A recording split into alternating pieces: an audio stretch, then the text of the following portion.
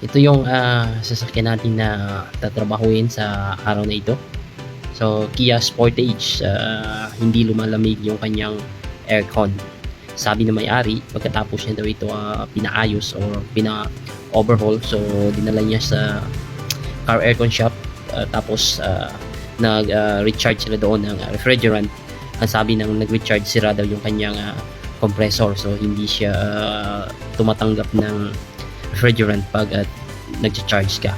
So, ito yung i-check natin ngayon ha. Titingnan kung sira nga ba yung compressor ni Sir. So, ngayon, nakita natin na ayan, yung kasama ko tinetest leak niya yung mga copper tube na dinadaluyan ng refrigerant or yung freon na tinatawag. So, ito. Para po sa kaalaman ng lahat, nagre-repair rin po tayo ng mga aircon sa residential cleaning. Nag-cleaning po tayo ng mga aircon, refrigerator. So nag-aayos din po tayo at saka nag-i-install rin po tayo. Meron rin po tayo mga brand new na mga aircon kung gusto nyo po, at saka second hand meron po tayo. So ito, inaalis na yun ng kasama ko yung kanyang evaporator kasi kailangan titingnan natin at saka i-check natin kung okay pa ba yung kanyang evaporator, at saka lilinisan na rin natin. So yan, binaklas na ng kasama ko.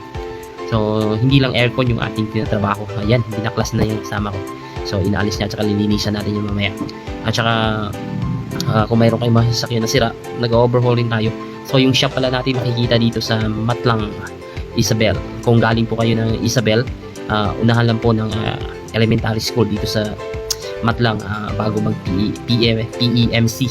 Sa harap ng chapel, yan po yung shop natin, yung AC Cool dyan. So bago pa po yung shop natin, almost 1 week pa po yan nakatayo dito. So pero pasalamat tayo sa biyaya ng Diyos sapagkat binigyan niya tayo ng mga customers. So yan, isa na ito si Sir.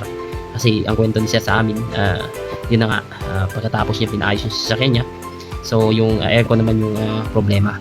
So yan, inalis na kasama ko, pinabaklas niya. So yan. So para po sa gustong magpaayos ng kanilang mga aircon sa sasakyan, pag hindi na lumamig, mag-chat lang po kayo. Huwag kayong mahiyang mag-chat.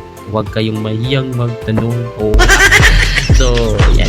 Ayusin po natin yung aircon. At saka, kung mayroon kayong sasakyan na sira, pwede po natin i-overhaul yung sasakyan ninyo. Tignan po namin at saka dadalhin po namin sa aming shop para i-check doon. So, sa ngayon, dito na muna yung video natin. So, i-upload ko na lang yung next video pagkatapos na yung sasakyan ni Sir pag yung aircon ay okay na. So, see you next time.